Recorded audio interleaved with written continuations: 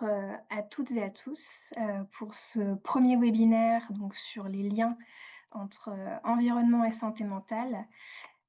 Donc c'est le premier webinaire d'une série de 3 webinaires qui auront donc 2 autres auront lieu également, par la suite au mois de mars et de mai, toujours sur la thématique, sur les liens entre environnement et santé mentale.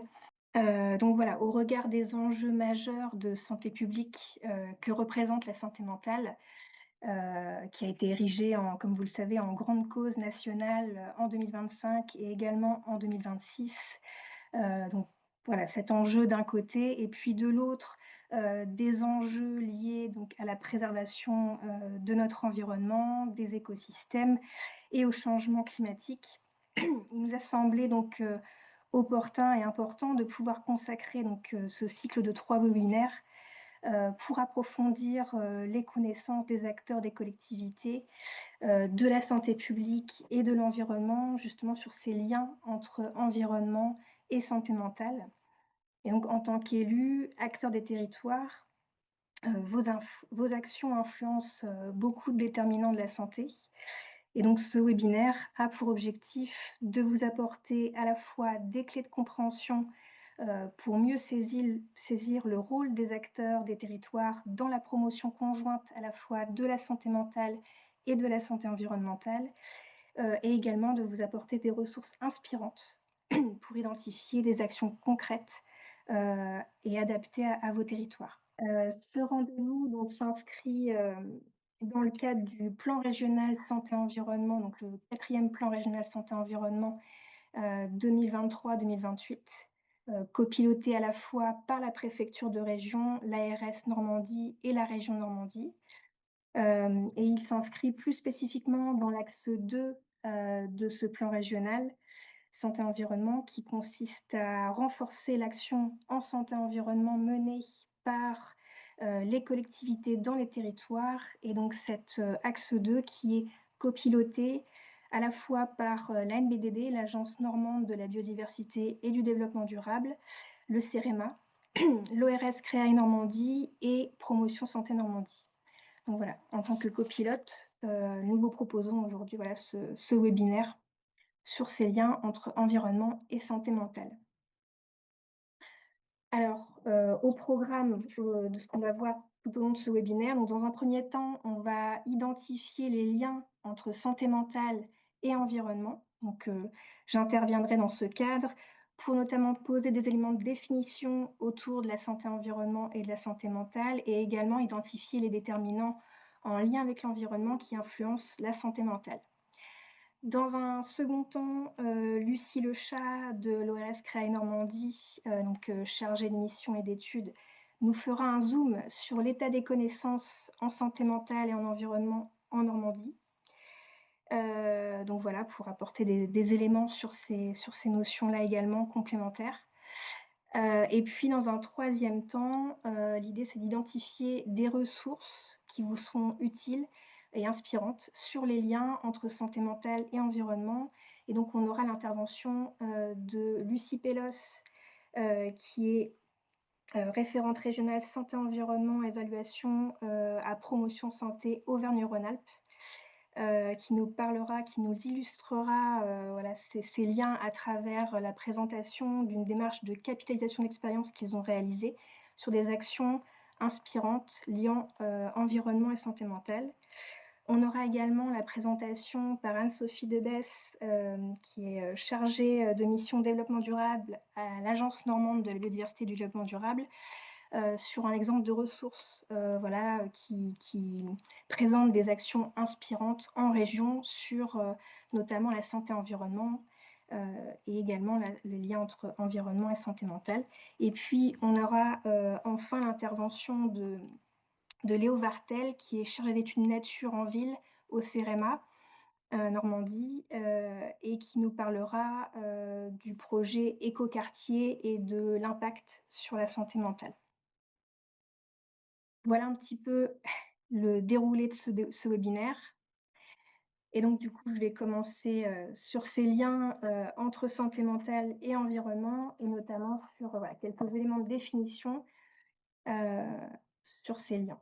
Donc Déjà, environnement, de quoi parle-t-on? Alors l'environnement, ça renvoie, aux conditions naturelles, et culturelles dans lesquelles les personnes évoluent. En gros, c'est ce qui nous entoure, hein, de manière générale. Ça englobe à la fois alors nous, en promotion de la santé, c'est comme ça qu'on le définit.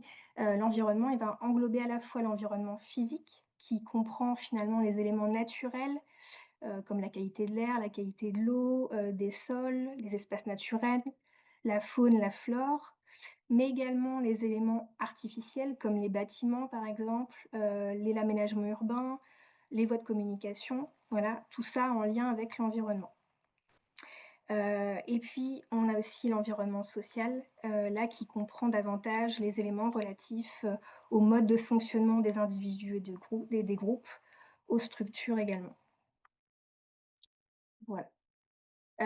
Alors maintenant, l'expression santé-environnement, pour nous, en promotion de la santé, ça désigne, le champ qui s'intéresse à la relation continue, évolutive, réciproque et inextricable entre les êtres humains et leur environnement et plus spécifiquement, aux effets positifs ou négatifs de cette relation, à la fois donc sur la santé et la qualité de vie des êtres humains, mais aussi aux effets positifs ou négatifs de cette relation sur l'environnement. Voilà, on est vraiment dans une réciprocité, d'interaction, heu, entre l'humain finalement et son environnement et inversement. Maintenant la santé mentale, de quoi, parlons-nous quand on parle de santé mentale? Eh bien, voilà, la santé mentale, c'est vraiment une composante de notre santé, hein. On parle, voilà, de la santé globale à la fois physique, mentale et sociale. Donc, c'est une composante aussi importante que la santé physique, hein. On dit bien qu'il n'y a pas de santé sans santé mentale et la santé mentale et la santé physique vont s'influencer mutuellement et on considère que tout le monde a une santé mentale et nous sommes toutes et toutes, concernées par le sujet, que l'on vive ou non avec un trouble psychique. Et donc pour compléter ces premiers éléments de définition, il faut savoir que voilà, chaque personne est en permanence à la recherche d'un équilibre finalement, entre les ressources qu'elle peut mobiliser pour se sentir bien et les obstacles qu'elle rencontre tout au long de sa vie. Et donc son état va varier du bien-être au mal-être et vice versa. Et ce, voilà, tout au long de la vie. Alors on a, dans cette, vision de la santé mentale, 2 approches. Qui vont permettre d'éclairer justement ces définitions et qui orientent aussi la manière dont on va, aborder la santé mentale. Il y a à la fois, voilà, on va parler des 3 dimensions, de la santé mentale, excusez-moi, et du continuum de la santé mentale que je vais détailler par la suite. Et donc voilà, nous en promotion de la santé, quand on parle de promotion de la santé mentale, on adopte vraiment une approche globale de la santé mentale. Et on la considère vraiment comme évolutive, hein, comme j'ai dit tout à l'heure, fluctuante tout au long de la vie. Donc si on regarde un petit peu ces 3 dimensions, de la santé mentale, donc c'est une distinction qui a été établie, à Helsinki en 2005 lors de la première conférence ministérielle européenne de l'OMS sur la santé mentale. Et donc on va, distinguer à la fois, la santé mentale positive, hein, puisqu'on considère que la santé mentale, ça va au-delà du simple trouble psychique. On va avoir, ouais, donc la santé mentale positive, c'est tout ce qui finalement, se rattache au sentiment de bien-être, d'épanouissement, à la capacité d'interagir avec les autres. On va avoir, également à distinguer la détresse psychologique, où là, on va être plutôt dans un sentiment de mal-être qu'on peut ressentir parfois, suite à des événements éprouvants comme un deuil, une séparation, un échec professionnel, un accident, enfin voilà, différents aléas de la vie qui peuvent nous arriver. Et donc c'est une réaction tout à fait normale, hein, finalement. Cependant, si cette détresse, elle devient trop intense et qu'elle perdure, elle peut, augmenter les risques, de troubles psychiques. Et puis enfin, donc, dans un troisième temps, on distingue les troubles psychiques ou maladies psychiatriques qui vont être plus ou moins sévères, plus ou moins handicapants. avec des durées parfois variables. Heu, donc les plus fréquents en général, ce sont les troubles psychiques comme l'anxiété par exemple, les addictions, la bipolarité, la dépression et les troubles du neurodéveloppement, comme l'autisme, le syndrome du trouble enfin syndrome, les troubles autistiques, voilà. Tout ce qui est autour des 10, hyperactivité, troubles de l'attention. Hem et donc vraiment ça tous ces troubles répondent à des diagnostics précis, qui relèvent, voilà, d'un diagnostic médical et un accompagnement global. Donc voilà pour ces 3 dimensions de la santé mentale et donc autre élément, pour, compléter cette, vision, de la santé mentale, on va avoir ce continuum, cette représentation sous forme de continuum de la santé mentale, avec une double lecture finalement. Un double continuum. Un continuum sur voilà, on est, soit en excellente santé mentale, soit on a une faible santé mentale, soit on a une présence de troubles psychiques ou une absence de troubles psychiques. Hem et donc voilà, un continuum finalement un petit peu maladie sur le versant vertical et un continuum plutôt en lien vraiment avec la santé mentale globale sur le versant horizontal et donc une personne finalement va pouvoir heu, peut éventuellement présenter des troubles psychiques, mais et effectivement ressentir un mal-être. Mais elle peut aussi présenter des troubles psychiques et ressentir un bien-être. Voilà, on peut, vivre, avec ces troubles et se sentir bien. Et inversement, une personne qui n'a pas de troubles psychiques, peut ressentir du mal-être, comme une personne, également qui n'a pas de troubles psychiques peut ressentir aussi du bien-être. Voilà, donc on va osciller vraiment sur ces différentes, sur ce différent continuum entre absence, présence de troubles psychiques, bien-être ou mal-être et ce tout au long de la vie. Donc voilà pour ces éléments de définition sur, la santé mentale et la santé environnementale. Alors, pour faire une petite pause sur les présentations un peu, descendante, je vous propose un petit exercice, c'est de pouvoir, voilà, vous interroger sur, selon vous, qu'est-ce qui influence notre santé mentale? Quels sont finalement les facteurs qui peuvent avoir une influence soit positive, soit négative sur notre santé mentale? Et donc pour cela, je vais vous transmettre un lien Padlet dans la conversation et je vous invite du coup à ouvrir ce lien pour aller, donner vos représentations sur justement, les facteurs qui influencent la santé mentale. La météo, qui peut avoir influencé notre santé mentale effectivement. Les liens sociaux, le logement, notre cadre de vie, tout à fait. L'environnement, l'alimentation, l'entourage familial, la génétique, effectivement, le travail, les ressources, la densité de population. On retrouve le stress au travail, l'exposome aussi, le fait qu'on soit le contexte familial, l'activité physique, les relations familiales, effectivement, les activités comme l'activité physique de loisirs. On retrouve la nutrition, le sommeil, l'alimentation, l'activité physique, l'équilibre pro et perso, la fatigue, nos réussites pro et perso, nos réalisations, les espaces verts, la nature.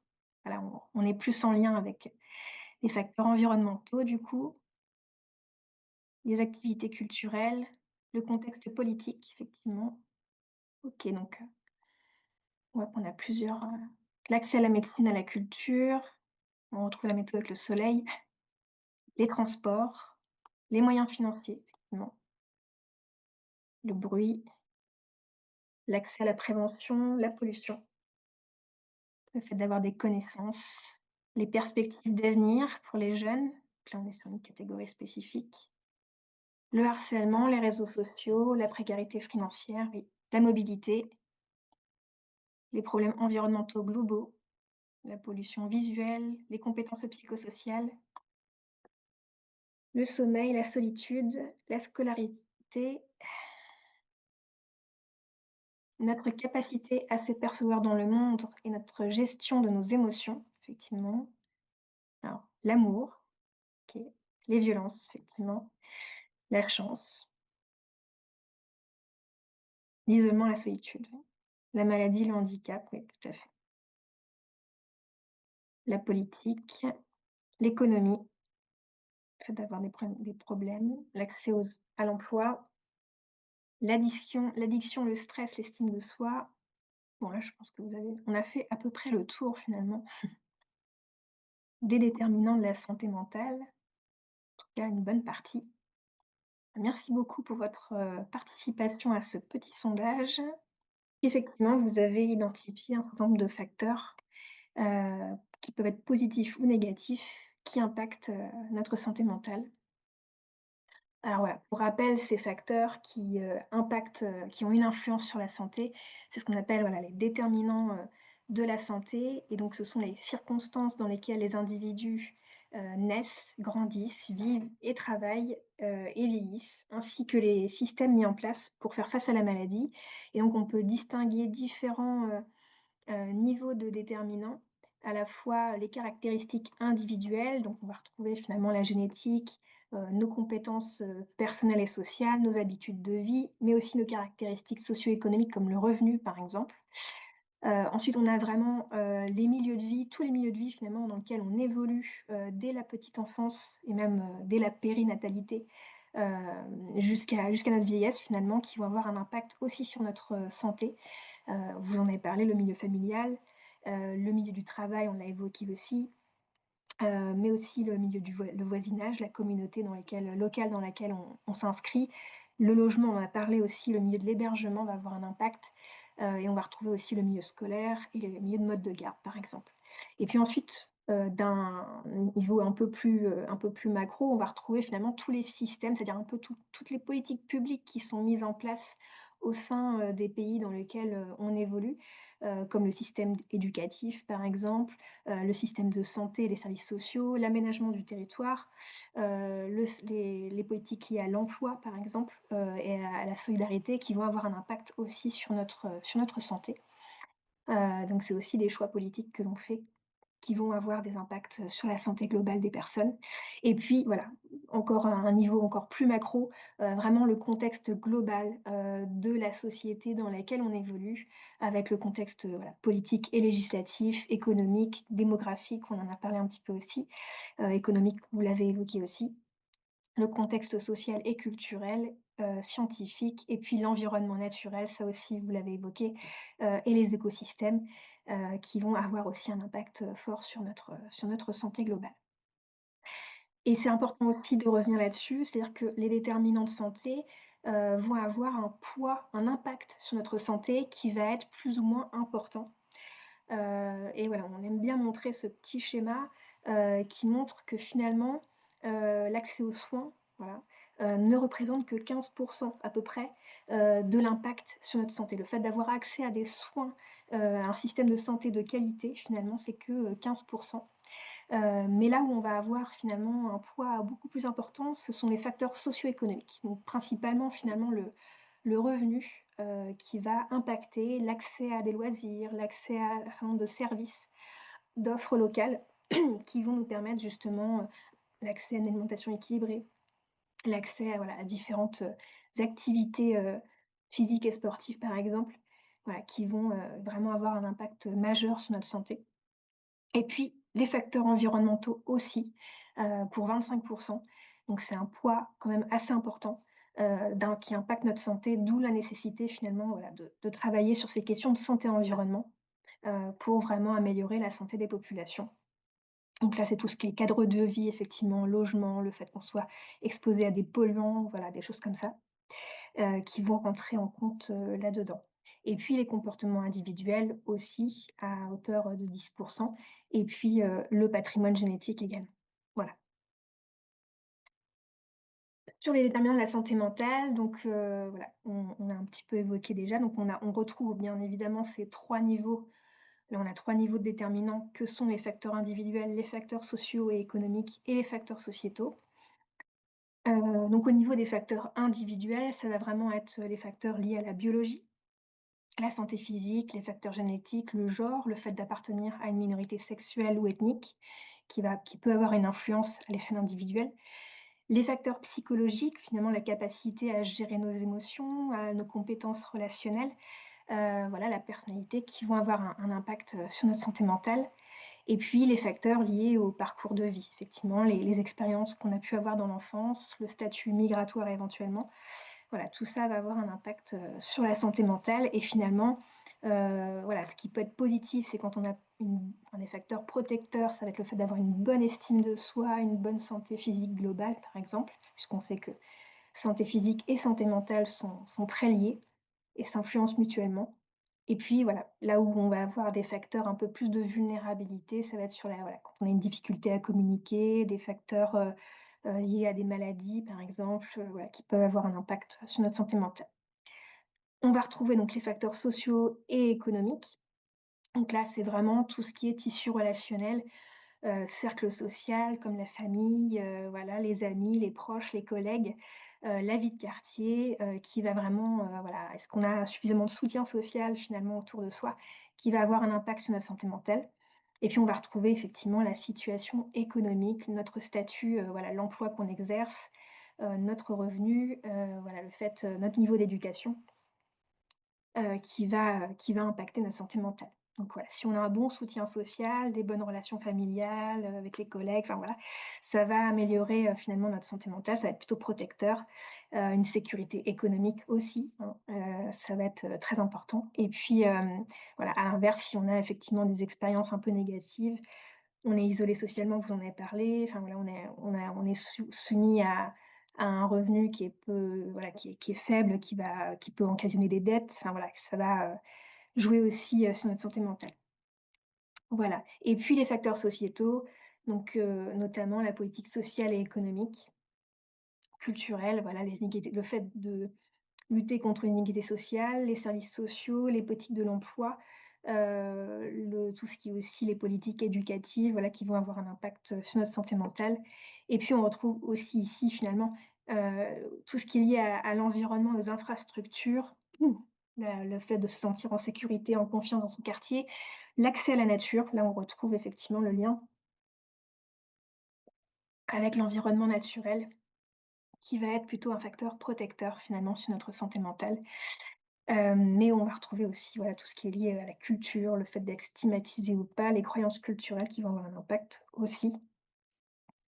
Voilà, donc tout ça, toutes les politiques finalement, qui sont mises en place pour favoriser, l'inclusion, l'équité, économique et sociale, la lutte contre les inégalités sociales, ça va favoriser, voilà, une bonne santé mentale et puis en l'inverse, voilà, tout ce qui est, les inégalités de manière générale, si elles se creusent, ne sont pas forcément favorables à une bonne santé mentale globale. Alors maintenant, voilà, avant de terminer sur cette première partie, l'idée c'est de voir aussi quels sont finalement les déterminants en lien avec l'environnement qui impactent notre santé mentale. Et donc là, on a une infographie qui a été faite par l'association Santé Environnement France, l'ASEF, dans son petit guide de la santé mentale et de l'environnement, qui est plutôt bien faite et voilà, qu'on a repris aujourd'hui pour vous présenter un petit peu ces différents déterminants. Et donc là, effectivement, on a d'un côté un peu les facteurs protecteurs, les déterminants qui vont avoir une influence plutôt positive et ceux qui vont avoir une influence un peu plus négative. Donc on va retrouver effectivement la nature, le fait de faire de l'activité physique, hein, d'être en bonne santé, physique, ça va avoir un impact plutôt protecteur. Donc voilà, l'exposition à la biodiversité, l'accès à des espaces verts et bleus, pratiquer des activités de nature, de manière générale. On va retrouver la partie éducative aussi, le fait de développer l'éducation à la santé environnement, ça va aider aussi. Le fait de former les professionnels aussi, notamment les pros de santé sur les approches centrées sur la nature, par exemple, ça peut être protecteur aussi sur notre santé mentale. On va retrouver tout ce qui est autour aussi de la nature à l'école, voilà, l'école du dehors, des choses comme ça, qui vont être des actions qui vont favoriser le contact avec la nature dès le plus jeune âge et qui vont être plutôt protecteurs pour la santé mentale. L'accès au parc, l'accès à des voilà, à des arbres, à différents végétaux, et donc ça à travers aussi l'aménagement via l'urbanisme favorable à la santé. Le fait d'inclure finalement, cette démarche d'urbanisme favorable à la santé dans les politiques d'aménagement, ça va, du coup agir aussi, sur la santé mentale puisqu'on va inclure la santé globale dans ces politiques et donc la santé mentale aussi. On va retrouver aussi les actions sur les réductions des expositions environnementales comme les pesticides, les métaux lourds, les perturbateurs endocriniens, tout ce qui est autour de la pollution de l'air aussi, les actions qu'on peut mener qui vont avoir un effet protecteur aussi. Et puis voilà, après plutôt sur l'aspect un peu, «accès aux soins» entre guillemets, on va être sur des approches un peu, autour de l'accès à la nature, le soin, par la prescription de nature par exemple. Tout ça va avoir, un effet sur l'anxiété, la dépression par exemple.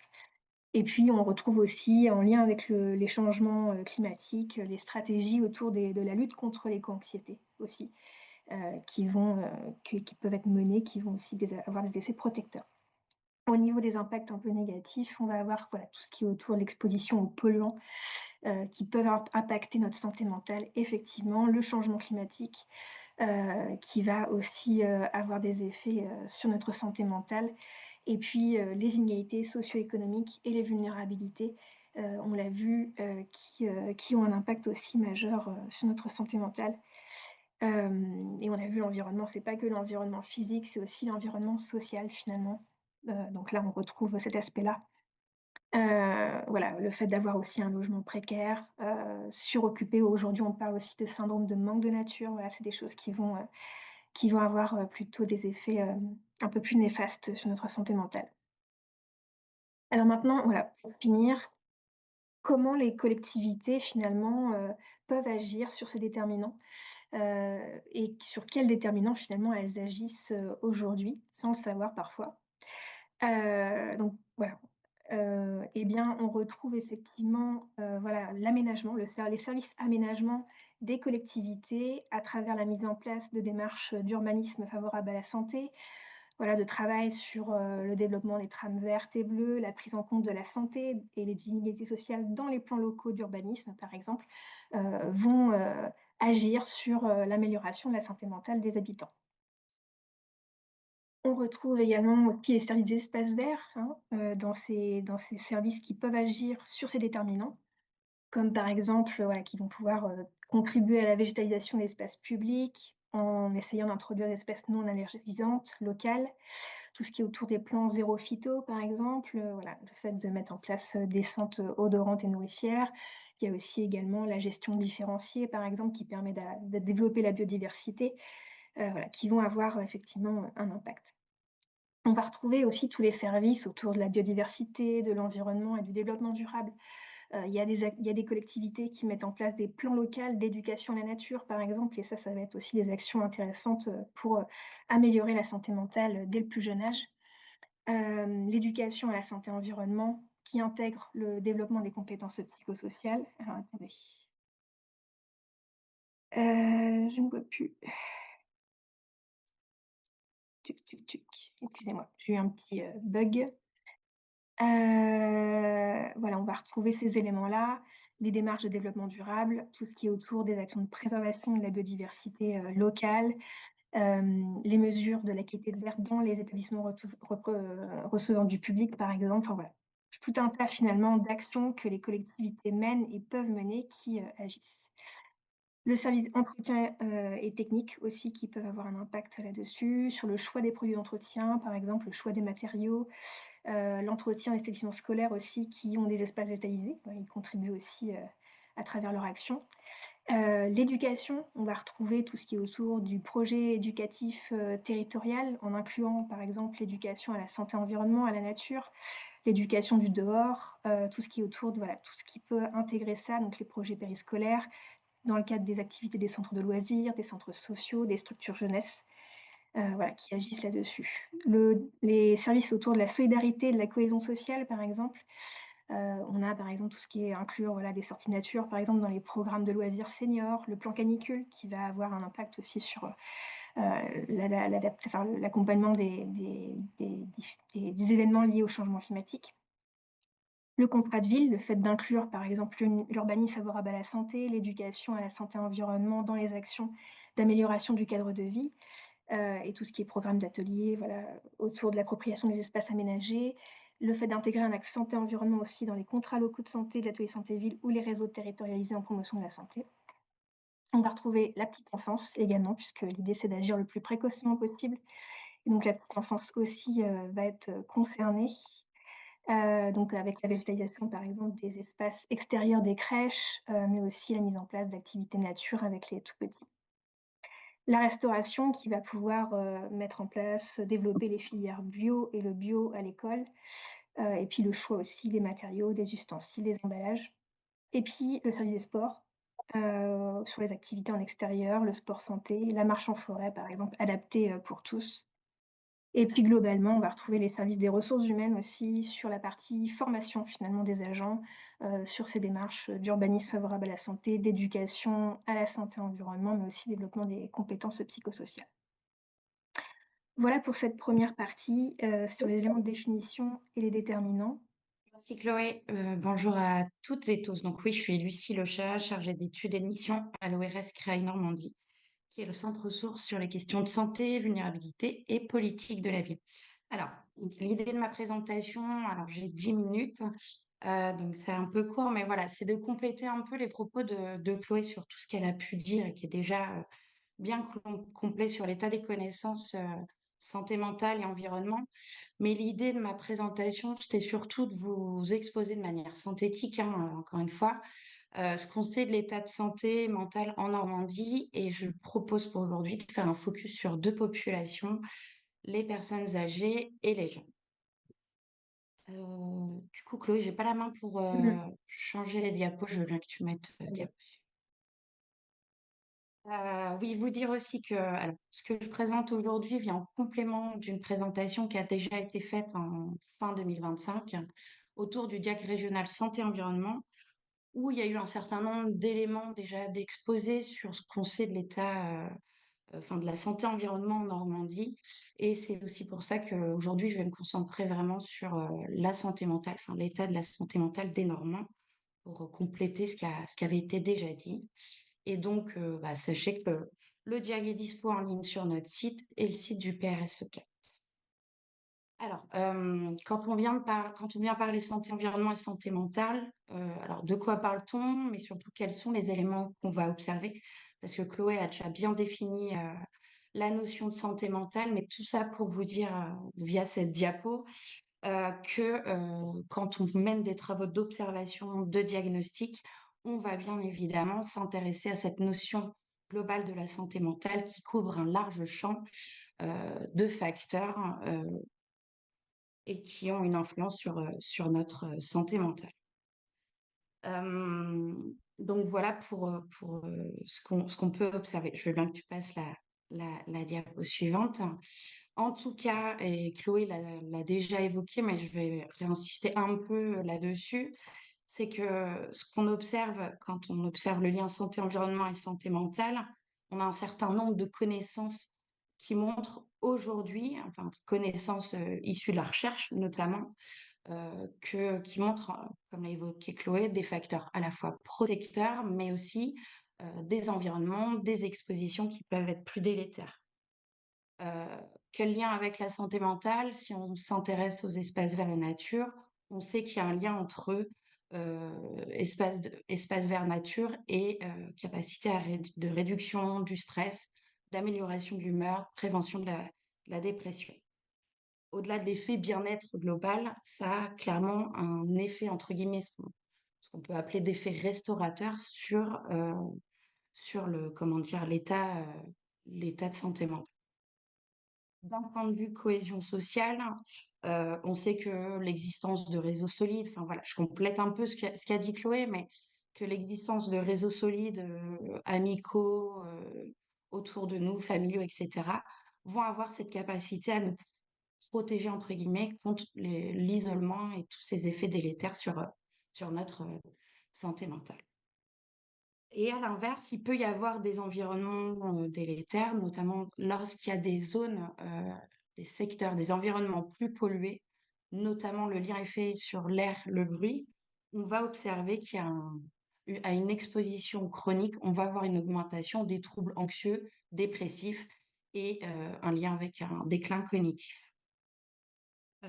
Autre facteur qu'on peut observer, c'est sur le logement. Donc, vous l'avez évoqué tout à l'heure comme déterminant. Et on sait que si on est dans un logement insalubre, instable ou en situation de précarité énergétique, hein, c'est un facteur de risque majeur pour les troubles de développement, en tout cas de troubles psychiatriques. Et dernier point sur lequel on s'attache à observer, c'est tous les phénomènes de changement climatique et les impacts qu'ils peuvent avoir sur notre santé, avec un développement d'éco-anxiété, hein. Cette notion est de plus en plus documentée d'ailleurs. Mais le changement climatique a comme effet, entre autres, l'augmentation des températures. Donc, on a davantage de vagues de chaleur observées, de canicules, etc. Et le lien est confirmé entre voilà, température élevée, aggravation de la détresse psychologique des individus. Lorsqu'il y a des événements climatiques extrêmes, on va observer des stress post-traumatiques. Enfin voilà, un sentiment, développement de sentiments d'impuissance face à ces phénomènes qui ne sont pas maîtrisés. Un point important quand on va faire de l'observation, c'est qu'il y a une exposition à ces risques qui n'est pas du tout la même pour tous et toutes. Et on peut avoir un cumul de vulnérabilité. Et je souhaite vraiment insister là-dessus. C'est ce que je vais essayer de montrer par la suite de ma présentation. Et ce que montre, par exemple, une des études qui a été menée par Santé publique France en 2024. Donc, cette étude montre que les zones urbaines très défavorisées socialement ont à la fois un risque plus élevé de se retrouver dans des zones cumulant la plus forte surexposition à la température, aussi à la pollution de l'air et un manque de végétation. Tout en sachant que ces zones-là, on sait, les populations ont un état de santé plus dégradé de manière globale. Donc voilà, on peut se dire aussi que l'état de santé mentale va aussi être plus dégradé pour ces populations. Voilà. Donc en Normandie, d'un point de vue santé mentale, qu'est-ce qu'on observe?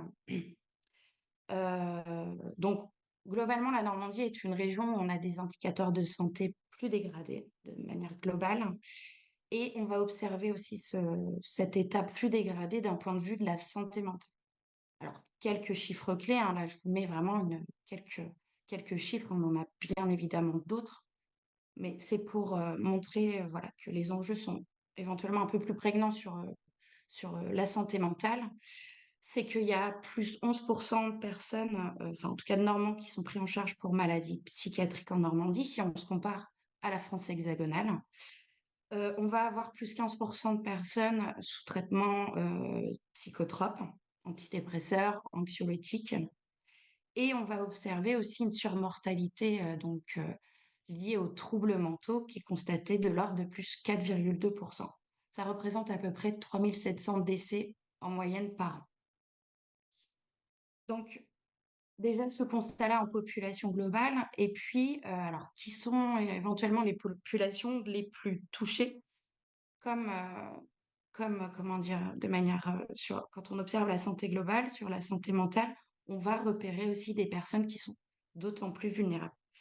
Euh, les personnes avec les revenus les moins élevés, enfin en tout cas les plus faibles revenus, déjà ce qu'on sait, c'est qu'il y a un état de santé global qui est plus dégradé, et on va aussi observer un état de santé mentale plus dégradé. À l'image de cette observation, comme quoi la prévalence des épisodes dépressifs est plus forte parmi les personnes aux revenus plus élevés. Population aussi plus vulnérable qu'on peut repérer d'un point de vue santé mentale, ce sont les femmes. Et je reviendrai plusieurs fois par la suite. Mais voilà, on observe aussi une prévalence plus importante d'épisodes dépressifs. Et puis, une santé mentale dégradée, au-delà de ces éléments, contextes sociaux des individus, on va observer des disparités territoriales à l'échelle infracommunale, enfin voilà, à l'échelle des quartiers, etc., qui peut se constater. Voilà un peu ce que je peux dire d'un point de vue global sur la santé mentale. Comme je vous l'ai dit, je voulais faire un focus sur les personnes âgées. Alors, Pourquoi les personnes âgées? Généralement, quand on parle de santé mentale, on pense, plus souvent on va penser plutôt à la santé mentale des jeunes, et moins celle des personnes âgées. Tout en sachant, aussi que, en Normandie, on a un vieillissement de la population. En 2050, on estime que 31 de la population normande aura plus de 65 ans et ça sera un peu plus marqué sur les départements de la Manche et de l'Orne.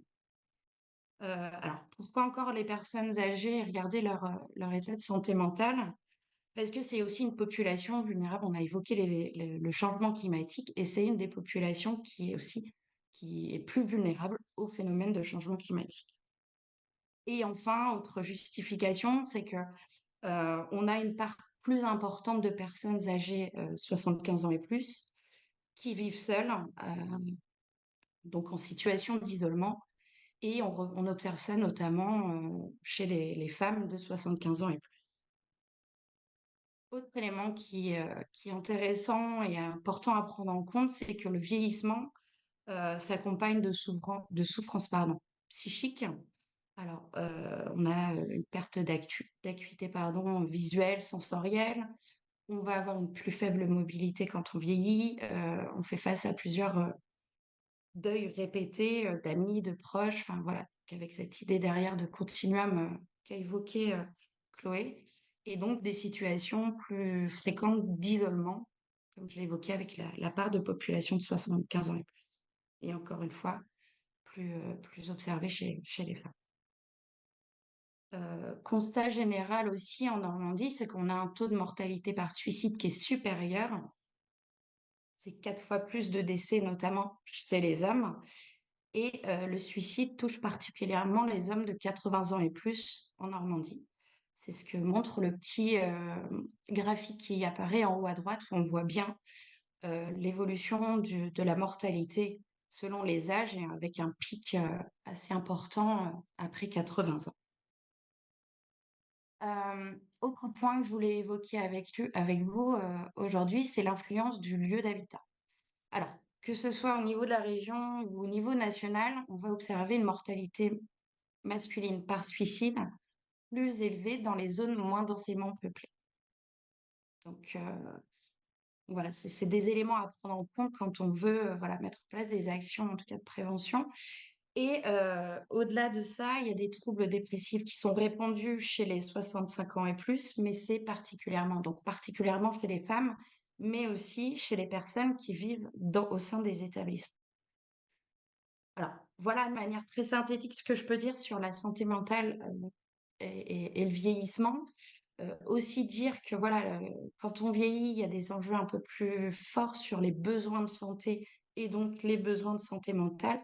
Donc c'est aussi des choses à prendre en compte quand on va mettre en place les actions, en tout cas, le, répondre aux besoins de santé mentale. On va dire suivant, merci. Et autre focus donc, qu'on vous propose aujourd'hui, c'est celle donc la santé mentale des jeunes. Donc, on en entend beaucoup parler. Euh, mais voilà, il y a des choses qui sont observées en Normandie. Alors, globalement, quand on va questionner les jeunes sur leur santé, ils vont se déclarer en meilleure santé. En tout cas, ils vont déclarer un état de santé meilleur.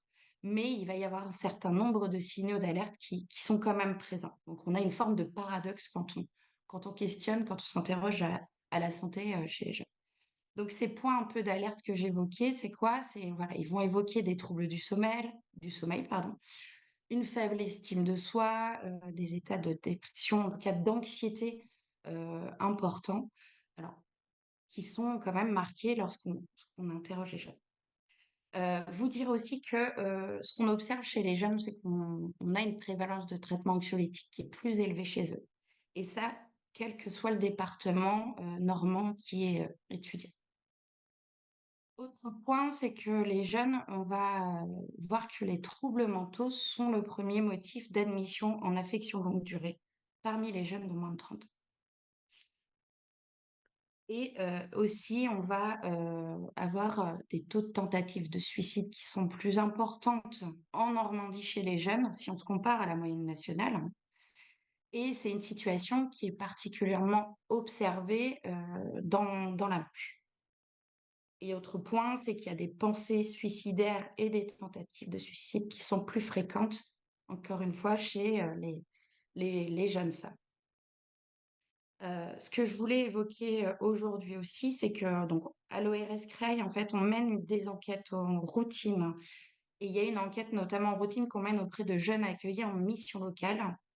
Et il y a eu une campagne d'enquête où on s'est intéressé davantage à la santé mentale et on a pu mettre en évidence les liens, en tout cas les facteurs qui sont associés à une santé mentale dégradée chez ces jeunes accueillis en mission locale. Donc c'est ce que montre le schéma qui apparaît à la droite de la diapo.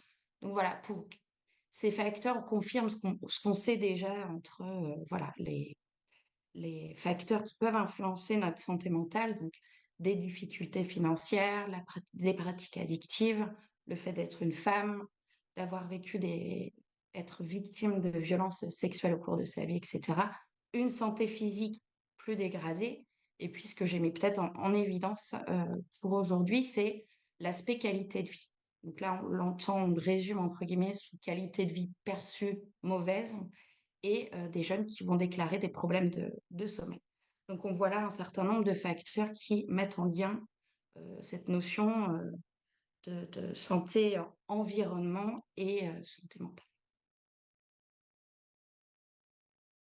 Et donc pour conclure, et j'espère que j'ai respecté le timing, Chloé, donc voilà, dire que ce qu'on peut dire, c'est qu'il y a des enjeux de santé mentale qui sont plus prégnants si on regarde un certain nombre d'indicateurs au niveau de la Normandie. Confirmer ce qu'on va dire tout au long de ce webinaire, mais que voilà, l'état des connaissances montre l'intérêt d'agir sur des facteurs protecteurs et délétères, et notamment en ayant bien une attention particulière sur des populations plus vulnérables, à l'image des jeunes, des personnes âgées, mais aussi des personnes en situation de précarité économique ou en fonction de leur habitat. Faut dire aussi que dans le cadre de nos travaux de diagnostic santé-environnement Normandie, on met en avant des signaux d'alerte, mais aussi des éléments protecteurs et puis l'existence de leviers d'action, ce qui sera évoqué tout au long de ce webinaire, qui agissent sur notre santé et aussi sur notre santé mentale. Et enfin, je voudrais terminer en insistant sur l'intérêt voilà, d'avoir une bonne connaissance du territoire sur lequel vous pouvez agir, afin que les actions soient les plus adaptées, en tout cas, et juste pour, notamment auprès des populations vulnérables.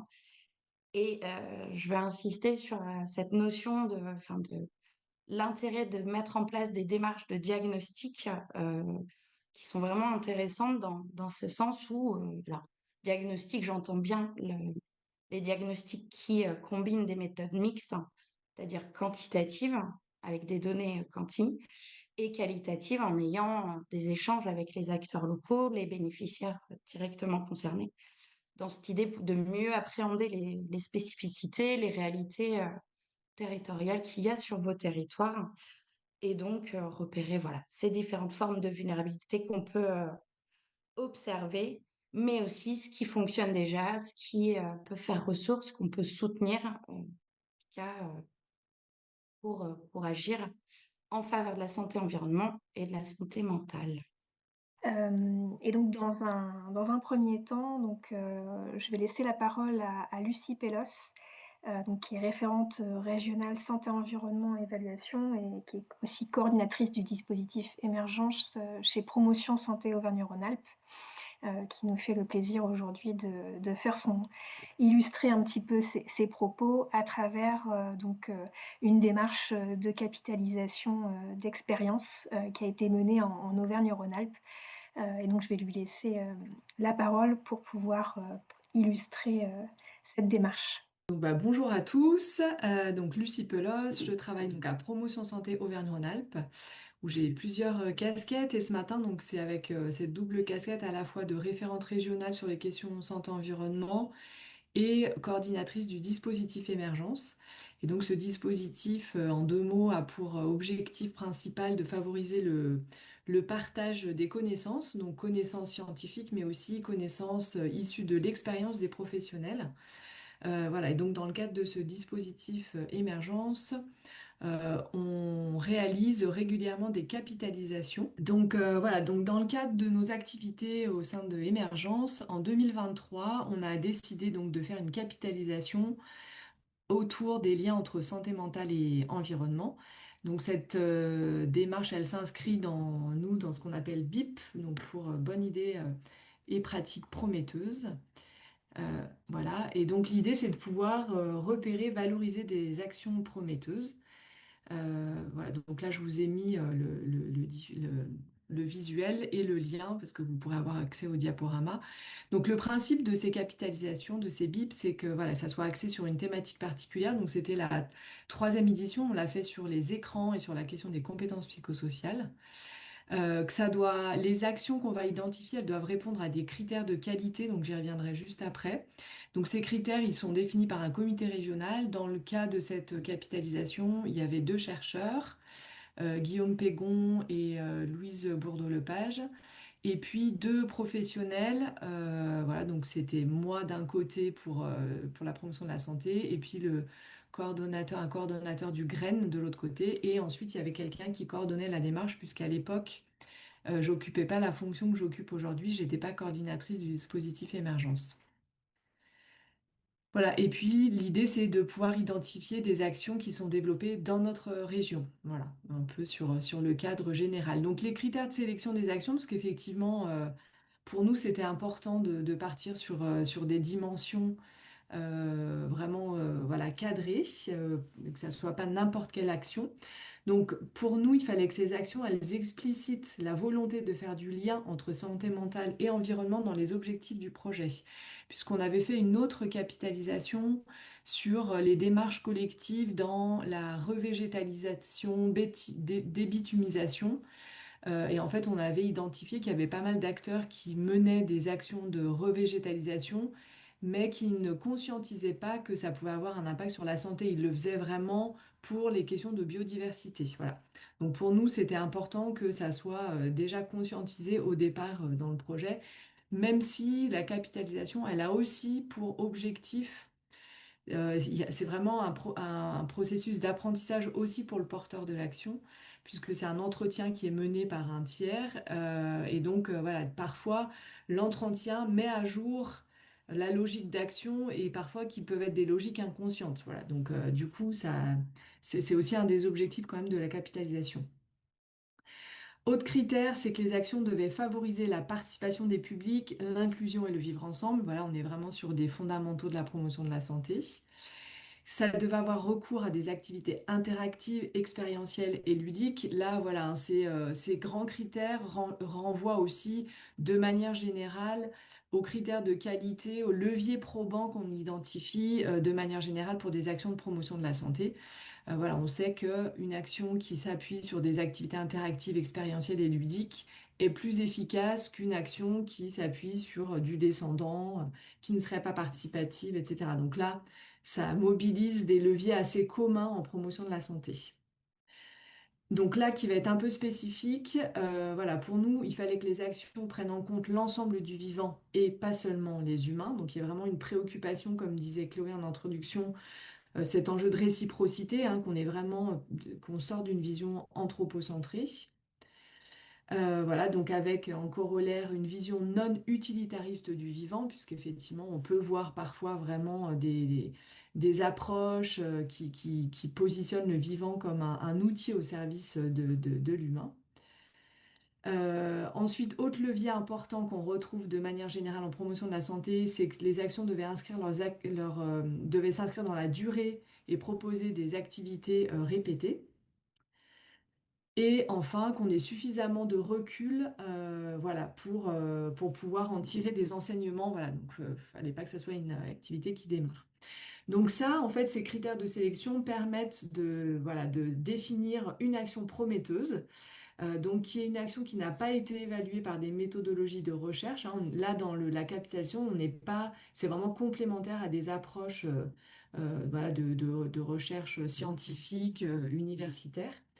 Voilà, mais voilà, une action prometteuse doit répondre à ces critères de validité et donc qui vont s'appuyer sur des principes d'action reconnus comme efficaces pour atteindre les résultats escomptés. Voilà. Donc là, notre démarche de capitalisation vise vraiment à recenser des actions prometteuses basées sur ces critères. Donc la démarche rapide de cette capitalisation et de nos démarches en général. Donc il y a un cadrage de la démarche qui permet de définir donc, les critères de sélection, de définir un process pour identifier, recenser, enfin voilà, aller à la recherche des actions. Voilà, ça c'est le cadrage de la démarche. Ensuite, on passe sur la phase de recensement. Donc là, dans notre cas, on a recensé 52 actions prometteuses sur les 12 départements.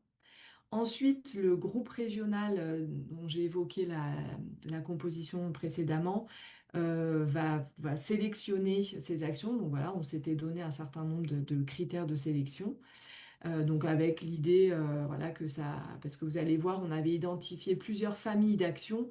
Donc voilà, on voulait les actions retenues permettent voilà, d'avoir une vision un peu globale de ces différentes familles d'actions, que ça soit réparti sur le territoire. Enfin voilà, on avait ce type de critères en plus de ce que j'ai évoqué précédemment.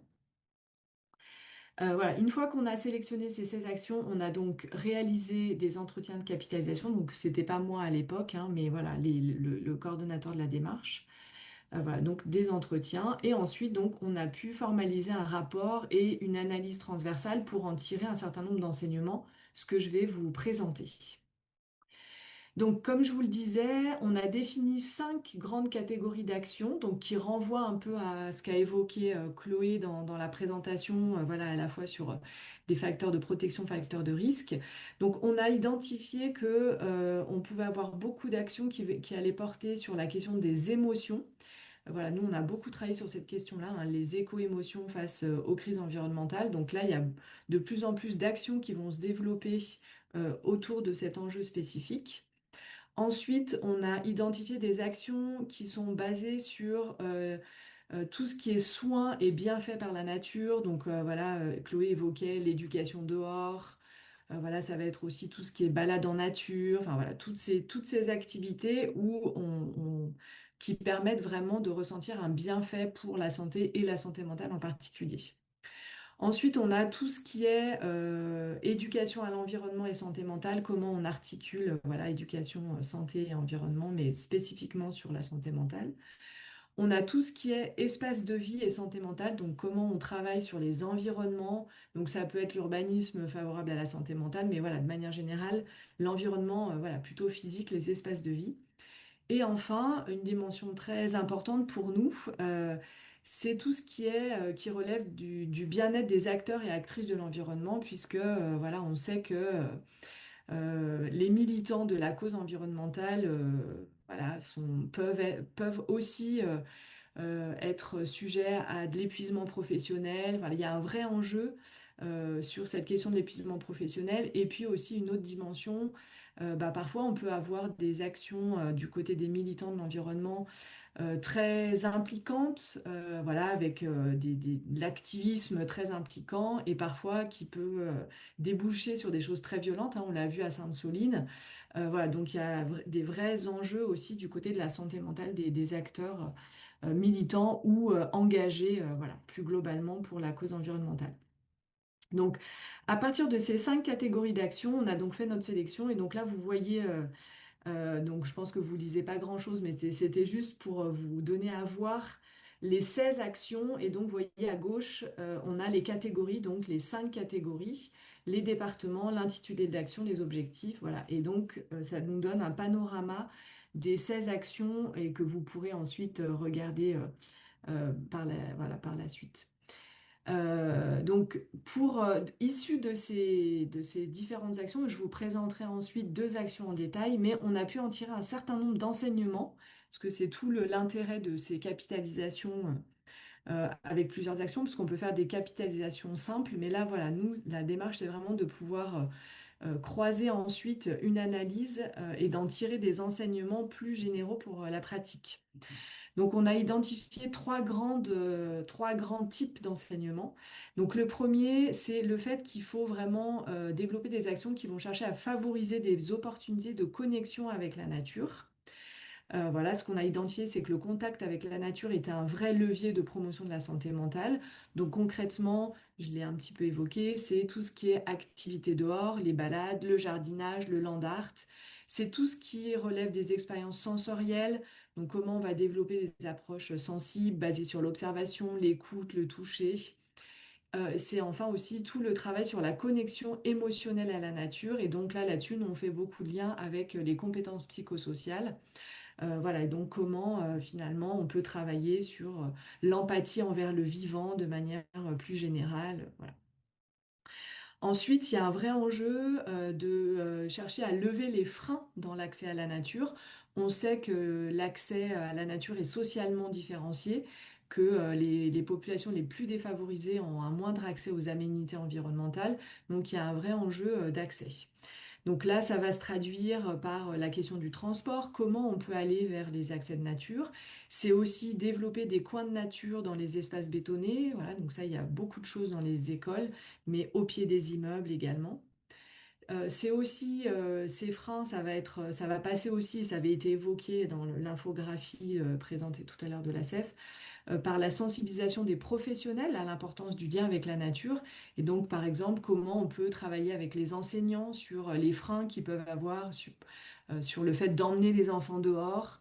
Il y a tout un travail de déconstruction des représentations là-dessus. Et voilà, et donc son corollaire, c'est aussi comment on peut aussi outiller les professionnels pour faciliter l'animation en lien avec la nature.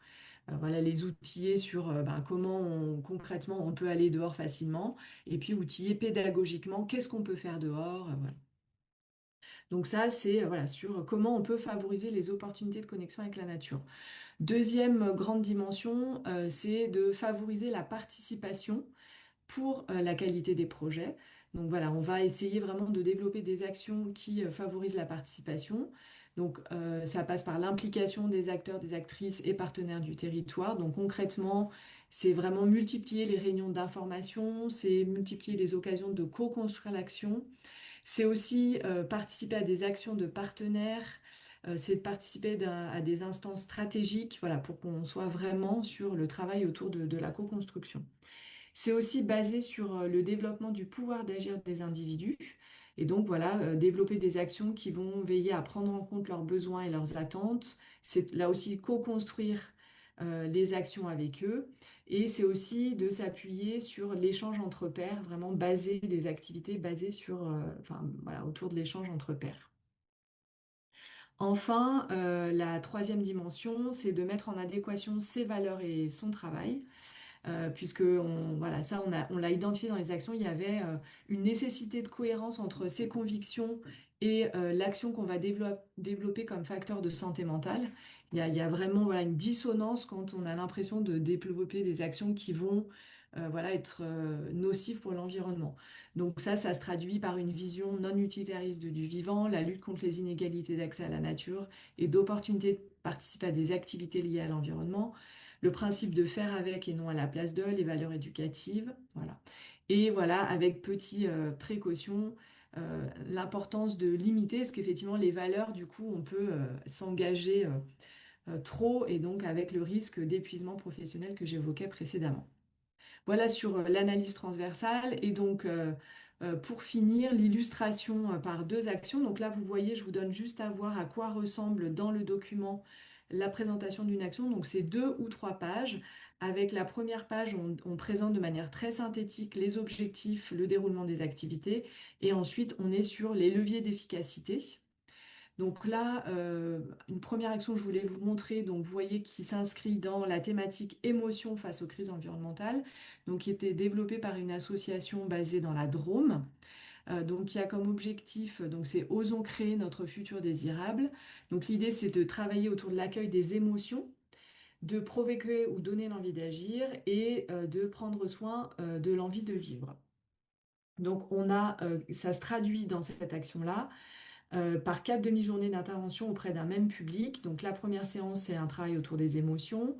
Je ne rentre pas dans le détail vraiment du contenu des séances, hein, mais voilà, vous pourrez aller voir, puisqu'après, il y a des liens aussi, souvent quand c'est bien documenté. La deuxième séance, c'est autour de la question des enjeux climatiques. Voilà.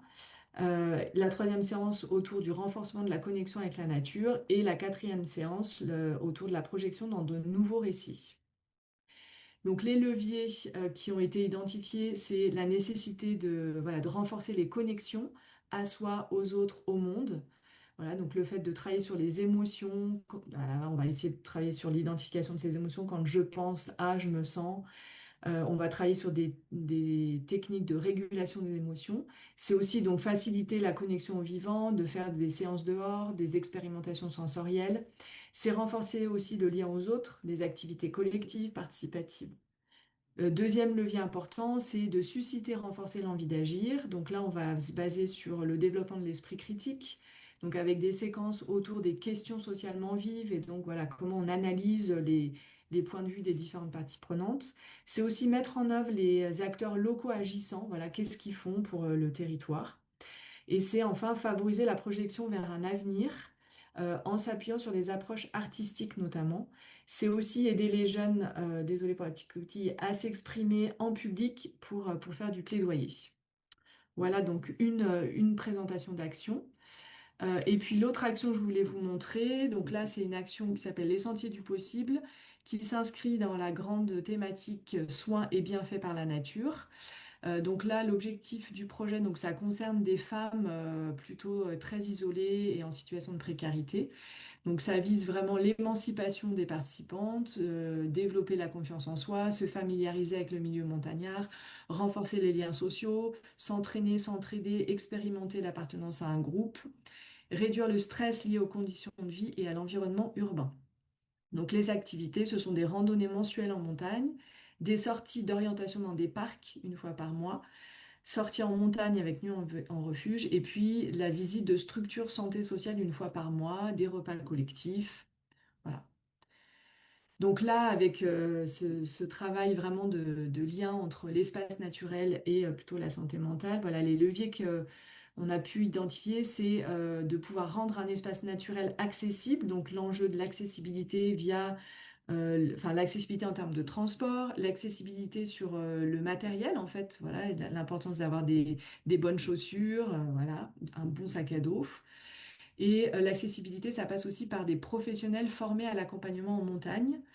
Voilà, le lien aussi avec le public, donc des rappels SMS, parce qu'on sait hein, que les publics les plus voilà, en situation de précarité, ils ont un rapport au temps qui est très différent, voilà, qui est plus ancré dans le quotidien. Donc c'est important de faire des rappels par SMS. Envoi de photos, pardon, pour la coquille, après, donc voilà, pour garder un lien. Et puis, ça passe aussi par la présentation à d'autres femmes, par les participantes des actions.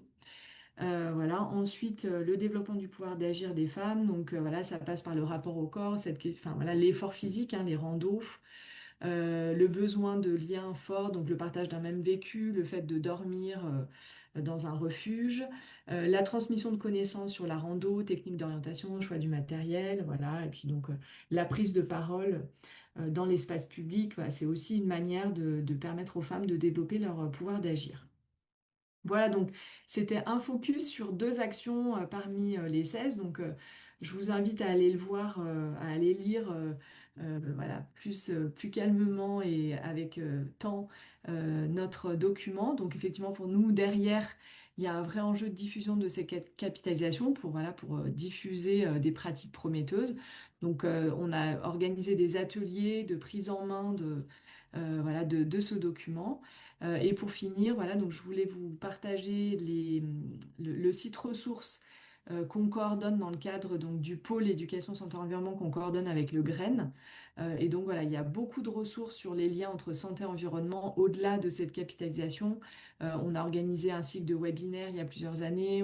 J'ai tout récemment fait un focus sur éco-émotions, voilà, comment agir autour des éco-émotions.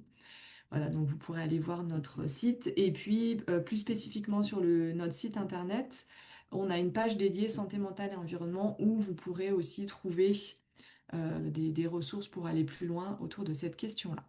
Donc on va poursuivre, voilà, l'illustration, à travers à la fois, des actions, et des ressources, sur les liens entre, santé mentale et environnement et je vais maintenant laisser la parole, à Anne-Sophie Debesse, de la NBDD pour, nous présenter, un outil, qui, capitalise aussi, enfin en tout cas qui, présente différentes actions inspirantes aussi, en région, Normandie.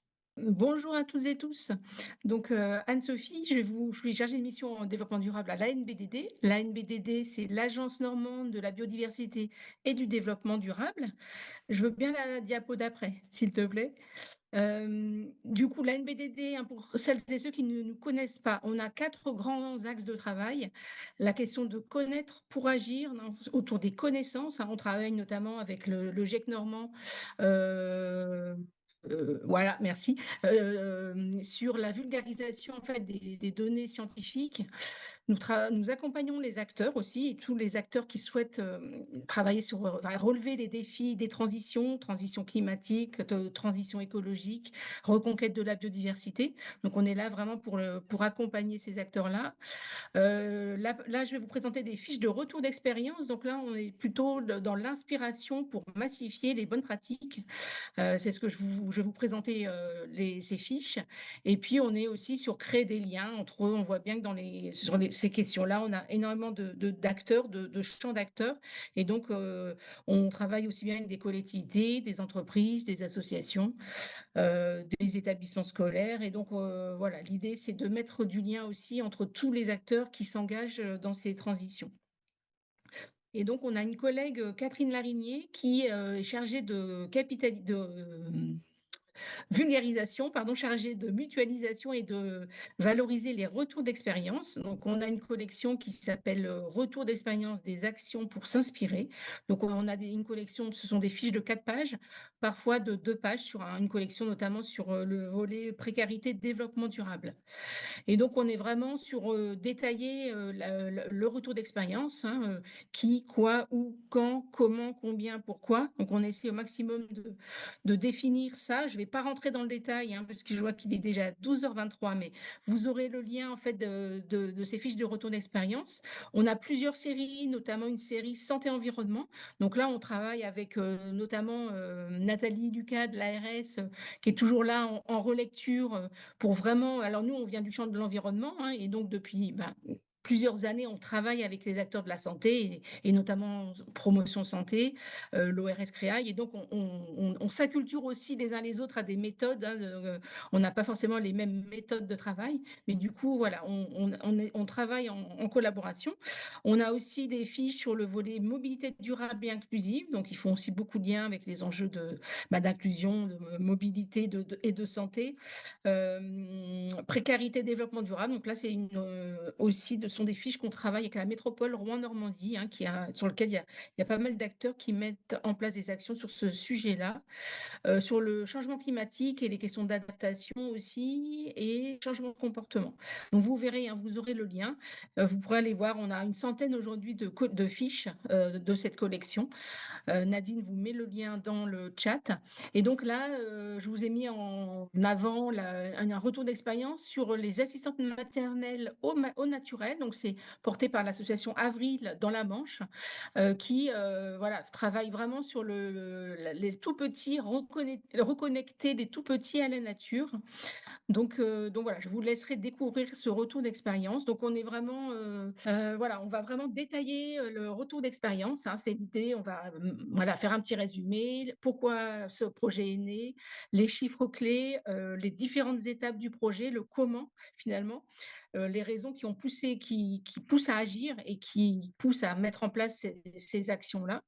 Moyens humains et financiers. On regarde aussi, ce qui est important, c'est les points de vigilance, les difficultés rencontrées pour vraiment voilà, proposer aux acteurs qui souhaiteraient mettre en place ces actions-là de pouvoir éviter, éviter ces difficultés-là et leur faire gagner du temps finalement. Les clés de la réussite et puis les perspectives, hein, derrière cette action, souvent, il y a des perspectives. Et puis, c'est aussi la mise en lien. Donc, on met les contacts des porteurs de projets, ce qui permet à quelqu'un qui souhaiterait s'inspirer de ce retour d'expérience de pouvoir prendre contact avec le porteur de projet. Donc, voilà, vous avez le lien ici. Et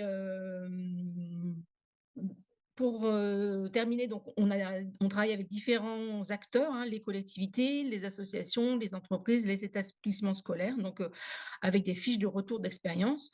Donc nous, on est là aussi pour identifier les bons retours d'expérience en Normandie. Donc voilà, peut-être que vous avez des retours d'expérience inspirants à nous partager, notamment sur ce champ de la santé-environnement. Donc n'hésitez pas à nous contacter pour pouvoir éventuellement faire une fiche de retour d'expérience.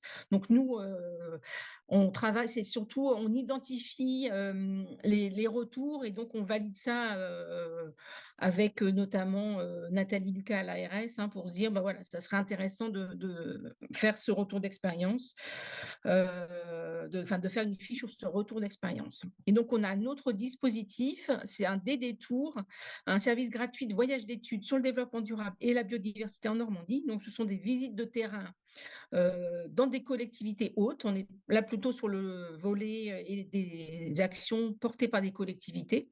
Et donc, on emmène un groupe d'acteurs, en fait, dans la collectivité haute pour voir quelque chose d'assez exemplaire, en fait, qu'on a pu identifier en Normandie. Alors, en santé environnement, pour l'instant, on a un des détours à Caen. Et là, on travaille sur un des détours qui se passera à Montivilliers, notamment c'est un espace de nature avec bien sûr la question de la santé mentale. euh, et puis, bah, tout un travail aussi qui est fait sur la commune sur l'aménagement favorable à la santé. Et donc, ça sera certainement ça en juillet. On vous tiendra en courant, en tout cas, et vous pouvez accéder à notre catalogue des détours. Et donc, on a aussi sur d'autres sujets, hein, l'adaptation au changement climatique, la biodiversité. Voilà, il y a pas mal, une bonne offre des détours à ce stade. Et vous, voilà, vous avez aussi le lien. Donc, si vous avez des retours inspirants, ben, n'hésitez pas à faire appel à la NBDD. Donc là, on avait par exemple la fiche sur des clubs nature dans les quartiers au sein de la métropole Rouen-Normandie. Donc voilà, c'est vraiment l'idée d'identifier, de mettre en lien les porteurs de projets pour essaimer ces bonnes pratiques. Voilà, ben, merci beaucoup pour votre attention. Je vais laisser la place et la parole à Léo Vartel, donc qui est chargé d'études nature en ville, cadre de vie et changement climatique au CEREMA, pour illustrer donc ces liens entre santé mentale et environnement à travers la démarche écoquartier. Bonjour à toutes et à tous. Donc, si tu peux passer directement à la diapositive suivante. Donc, moi, je viens du CEREMA. Donc, pour ceux qui connaissent pas, on est référent public en aménagement, donc pour tout ce qui est l'adaptation des territoires, donc de l'État et des collectivités au changement climatique. Et donc, l'exemple qu'on voulait présenter aujourd'hui, donc c'était le référentiel de l'aménagement durable, donc qui est un outil qui correspond à la démarche écoquartier qui est portée par le ministère de la Transition écologique. Et donc, dont l'objectif, c'est de favoriser des nouvelles façons de concevoir, construire et gérer la ville. Donc, c'est un label qui est assez ancien, qui date de 2013, mais du coup, aujourd'hui, on a plus de 500 écoquartiers qui ont été réalisés sur le territoire français, donc en métropole, mais pas seulement. Et donc, assez rapidement, donc pour obtenir ce label, il faut donc se référer à ce guide de l'aménagement durable qui correspond à 20 engagements répartis en 4 dimensions, donc que vous voyez affichés à l'écran et qui globalement reprennent les dimensions du développement durable, donc avec tout ce qui est cadre de vie et usage, développement territorial et environnement climat. Et une quatrième dimension, donc la première, démarche et processus, qui correspond plutôt à ce qui est gouvernance et concertation et gestion de projet. Donc sur la slide suivante, on peut tout de suite du coup revenir sur le lien santé mentale. Donc si on rentre dans le détail de ces 20 engagements, donc on a tout d'abord un engagement, donc l'engagement 8, qui demande à ce que les porteurs de projets fassent en sorte d'assurer un cadre de vie favorable au bien-être et à la santé. Donc c'est un engagement donc, qui avait été créé en 2010 et qui est en train d'être actualisé en ce moment justement pour mieux prendre en compte la santé mentale.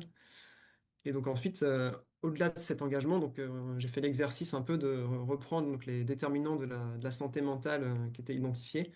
Donc on retrouve tout ce qui est ressources psychiques, comportement individuel, avec 2 engagements qui le traitent. Et la même chose pour les autres déterminants, donc que ce soit le contexte social et économique, l'environnement physique ou l'environnement socioculturel et politique. Donc assez rapidement, on voit que ce guide qui n'avait pas forcément été prévu comme tel au départ, en fait, on a plus de la moitié des engagements dans toutes les dimensions qui permettent d'avoir un impact sur la santé mentale de manière plus ou moins directe, que ce soit en luttant contre la pollution et les nuisances ou en contribuant à la diversité économique et sociale des territoires. Et bah, tout de suite, peut-être comme le temps est compté, je peux passer à la partie exemple. Donc, pour voir un peu ce que peuvent donner ces engagements. Donc, on a choisi de vous présenter deux écoquartiers qui ont été réalisés. Donc, le premier, c'est le quartier Concorde à Lille, donc, qui a été estampillé, en tout cas, il s'appelle comme ça, quartier à santé positive. Donc, c'est un quartier, enfin, un projet qui a commencé en 2014 et qui est encore enfin, les travaux viennent de se terminer. Et donc la particularité, c'est que c'était un quartier qui était en 100% logement social et qui est situé, vous pouvez voir un peu sur le schéma, juste à proximité d'une autoroute. Donc avec forcément des gros enjeux de santé, que ce soit physique mais aussi mental. Et donc le choix qui a été fait, donc ça a été forcément de travailler sur tout ce qui était qualité de l'air et gestion du bruit de l'autoroute pour les habitants et sur les espaces publics. Mais il y a aussi eu tout un travail sur la qualité des logements, sur la limitation de la surchauffe urbaine donc dans les logements et dans les espaces publics, notamment avec un travail avec l'ARS Hauts-de-France. Et peut-être un dernier point un peu plus en lien directement avec la santé mentale, c'est qu'il y a eu beaucoup de concertation sur ce projet, comme dans tous les écoquartiers globalement, mais aussi la création d'une ferme urbaine, donc vous voyez, donc, qui est le long de l'autoroute en bas du quartier. Et donc, avec un enjeu de créer de l'emploi local avec notamment des missions d'insertion et aussi de faire en sorte que la nourriture qui était produite sur site soit directement fournie en priorité aux habitants, donc avec des enjeux à la fois d'insertion sociale et aussi de qualité de nourriture. Donc voilà rapidement sur ce quartier. Et sur la deuxième slide, pour un deuxième exemple, donc cette fois dans une petite commune rurale dans le Massif central, donc à Meiss, donc qui a réalisé l'écoquartier de la Motte. Donc cette fois, on n'est plus sur 30 hectares comme dans le premier, mais on est sur un tout petit projet où en fait on a créé une nouvelle école enfin une nouvelle école, ça pour agrandir, accueillir une quatrième classe et aussi créer quelques logements sociaux et logements supplémentaires dans le projet. Et donc, pourquoi on a choisi cet exemple donc sur une petite commune, c'est qu'il y a eu une vraie volonté sur le projet du coup d'insérer cette nouvelle école et ces nouveaux logements en plein cœur du centre du village pour créer des lieux d'échange et de rencontres intergénérationnelles. Il y a aussi eu, donc, ce que vous voyez un peu sur les photos, la création d'un parc à proximité directe de l'école, dans l'idée d'amener des espaces verts au sein du village avec un travail sur le paysage donc qui participe directement au ressenti en tout cas de la santé. Et ensuite, on a aussi un gros travail sur tout ce qui est la mobilité, avec donc on est dans un petit village rural, donc avec des réflexions sur comment on se déplace en tant que piéton dans ce village, comment on piétonise l'accès à l'école au moment des heures d'ouverture et de fermeture de l'école pour que les enfants puissent se déplacer à pied en toute sécurité. Ouais, voilà, assez rapidement sur ce projet pour la santé mentale. Et comment ce projet a été soutenu financièrement, donc j'ai pas le détail là, mais vous pouvez retrouver les liens, notamment dans ceux qui sont sur le diapo. Mais il y a toute une partie donc, qui a été financée par la commune, et souvent pour ce genre de projet, on peut aussi avoir des subventions, que ce soit Fonds Vert ou Agence de l'eau. Et je pense pas qu'il y ait de financement directement en lien avec la santé mentale. Donc voilà pour ces deux exemples. Et pour sortir un peu sur la slide suivante, oui, on a choisi de parler d'un dernier exemple, donc cette fois pas dans le référentiel écoquartier. Hop, parfait. Donc c'est une autre donnée qu'on regarde en aménagement, en tout cas que je regarde moi parce que je travaille plus en détail sur la nature en ville. C'est tout ce qui est le principe du 3-30-300. Donc c'est une manière un peu d'évaluer sur l'espace avec la végétation. Et donc, il y a plusieurs études donc, qui ont prouvé que sur la santé physique et mentale, si on respectait donc, ces trois critères, donc 3, 30, 300, on avait une amélioration notable de la santé des populations. Donc, l'idée, c'est de respecter la règle donc des 3, que chaque personne puisse voir 3 arbres au moins depuis son habitation, son lieu de travail, en tout cas depuis le bâtiment où il se situe. Les 30%, c'est d'avoir au minimum 30% de canopée, donc de surface arborée dans son voisinage, dans son quartier. Et les 300 mètres, c'est d'être tous à une distance minimale de 300 mètres d'un espace vert dans lequel on peut aller se ressourcer ou avoir une interaction sociale ou juste se balader. Donc ça, c'est des critères un peu qui ont été définis et prouvés pour la recherche. Et pour illustrer ce que ça peut donner, du coup, dans le CERIMA, donc sur la slide suivante, c'est une étude qu'on a réalisée pour la commune de Barentin, où en fait on est venu, donc à l'échelle de la commune, là, sur l'encadré qui apparaît sur les 2 cartes en noir, on est venu évaluer du coup 2 de ces 3 principes. Donc on a retiré la règle des 3 qui était trop compliquée à mesurer, mais on est venu regarder donc sur la carte de gauche la règle des 30%. Donc tout ce qui est en vert, c'est les points de l'espace autour desquels il y a bien 30% de surface végétalisée. Donc c'est un diagnostic qui permet ensuite à la commune de savoir quels sont les espaces qui sont potentiellement en manque et où il pourrait être intéressant de venir créer plus de végétation. Et aussi, quels sont les espaces qui respectent ce principe, ou en tout cas qui en sont proches, et donc où il ne faut pas du tout supprimer de végétation, sinon on passe sous l'indicateur. Et pour la carte de droite, donc c'est le même principe, mais cette fois pour la règle des 300 mètres. Donc toutes les zones qui sont entourées en vert, on est à moins de 300 mètres à pied directement en cheminement piéton d'un espace vert. Donc ça peut être un parc, ça peut être une forêt, qui en tout cas est accessible au public. Donc c'est une première échelle un peu, une première analyse à l'échelle de la commune qui après demande d'être vérifiée, notamment pour tout ce qui est accessibilité ou autre, mais qui permet de voir si la commune a un projet de nouveau parc ou autre, où est-ce qu'on pourrait en priorité l'implanter pour améliorer la santé mentale de plus de personnes possible. Donc voilà pour les 3 exemples que j'avais, et donc j'ai fini la présentation. Et simplement, vous avez quelques liens si vous voulez plus de détails du coup sur ces thématiques santé et environnement, et aussi sur le réseau Quartier de demain, du coup, qui présente d'autres projets d'écoquartier, parce qu'il y en a plus de 500 avec pas mal de retours d'expérience qui peuvent être intéressants. Merci beaucoup. Merci beaucoup, pour cette intervention. Alors je vois que dans le chat, il y avait quelques questions, notamment: est-ce que cela veut dire que les écoquartiers relèvent toujours, de l'urbanisme favorable à la santé? Alors, en théorie, s'ils respectent les engagements, j'aurais tendance à dire que oui. C'est juste que pas un concept qui était associé tel quel. Enfin, le principe écoquartier venait vraiment du côté aménagement et développement durable. Mais s'ils respectent bien on se rend compte en fait qu'on fait partie à la fois de l'urbanisme favorable à la santé et même du concept de One Health. Et il y avait une autre question: faites-vous un lien avec les aires éducatives? Alors, je ne sais pas ce qui est entendu par les aires éducatives exactement, si vous voulez donner un peu plus de détails. Après, il y a beaucoup de liens souvent avec tout ce qui est renaturation de cours d'école, par exemple, ou en tout cas et aussi de classes à l'extérieur, ce qui peut arriver sur certains projets. Mais c'est le lien finalement peut-être entre Mm. la création d'environnements favorables et puis le fait qu'on va aussi agir sur les actions d'éducation qui peuvent être menées par la communauté éducative au sein d'établissements, par exemple. Ça peut être ces liens-là. Donc, sur Et les donc, il y a questions. une question sur comment solliciter votre accompagnement, du coup. Alors du coup, rapidement, donc le CEREMA, il accompagne les collectivités principalement, mais aussi entreprises ou d'autres acteurs.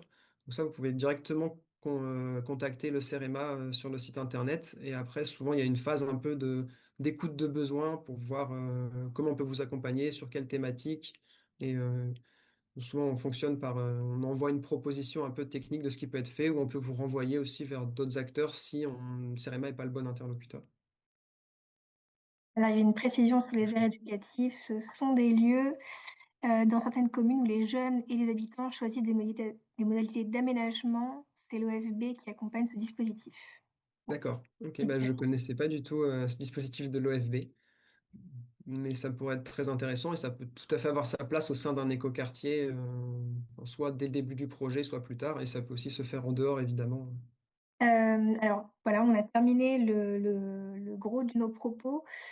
Juste avant de se quitter, je voulais juste vous communiquer un petit peu sur quelques actualités normandes sur les questions de santé-environnement. Voilà, juste pour vous informer, voilà, qu'on a une lettre de veille santé et développement durable, pour ceux qui ne la connaissent pas, qui est co-élaborée entre Promotion Santé Normandie et l'Agence normande de la biodiversité et du développement durable, qui permet donc d'informer les acteurs des collectivités, notamment, mais pas que, hein, sur différents sujets, qui proposent, voilà, qui informent sur des événements, comme le webinaire d'aujourd'hui par exemple, ou également qui proposent de la ressource sur des sujets autour du développement durable, de la promotion de la santé, l'adaptation au changement climatique, sur les liens entre sur la nutrition, l'agriculture, l'aménagement, la biodiversité, l'espace vert, mobilité, habitat, qualité de l'air et de l'eau. Donc voilà, donc n'hésitez pas à vous inscrire à cette newsletter si jamais cela vous intéresse.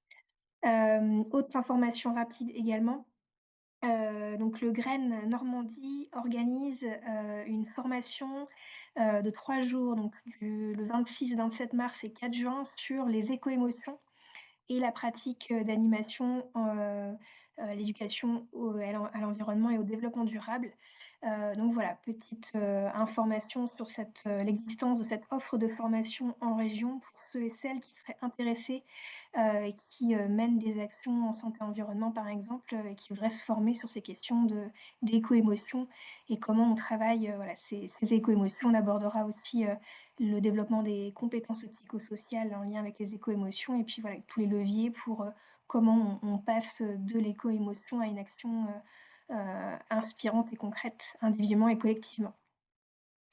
Voilà, et puis juste avant de se quitter, ceux qui sont encore une dernière petite demande, c'est voilà, donc notre webinaire fait partie d'un cycle de webinaires sur les liens entre environnement et santé mentale. Et donc le prochain webinaire aura lieu vendredi 6 mars de 11h à 12h30 sur le contact avec la nature, un levier de promotion de la santé mentale, puisqu'on a bien vu qu'effectivement la nature avait un impact non négligeable sur notre santé mentale et un impact notamment positif. Donc on va aller explorer davantage cette thématique lors du prochain webinaire, et avec notamment aussi des retours d'expériences inspirantes sur des actions menées en région. Et puis pour le dernier webinaire qui aura lieu vendredi 22 mai, on voulait faire un petit sondage rapide à travers voilà, un petit WooClap pour vous inviter à choisir finalement le thème de ce prochain webinaire. Alors je vais l'envoyer aussi par mail par la suite, hein, comme ça ceux qui devraient partir, vous pouvez aussi y accéder par mail. Donc on a 3 questions. Donc 3 propositions: l'impact de l'aménagement sur la santé mentale, donc l'impact de l'aménagement sur la santé mentale, les émotions face au changement climatique, la qualité du logement et santé mentale, et santé environnementale au service de la cohésion sociale. Enfin, santé environnement, excusez-moi, au service de la cohésion sociale. Nous vous remercions beaucoup avec les copilotes de l'axe 2 du PRSE 4 pour votre participation. Veuillez nous excuser pour voilà, ce petit décalage dans le temps au niveau de la fin du webinaire. Mais c'était assez riche et dense au niveau des informations qu'on souhaitait vous transmettre aujourd'hui. Voilà, donc merci beaucoup en tout cas pour votre participation, et on espère vous revoir pour les prochains webinaires sur des sujets voilà, tout aussi inspirants.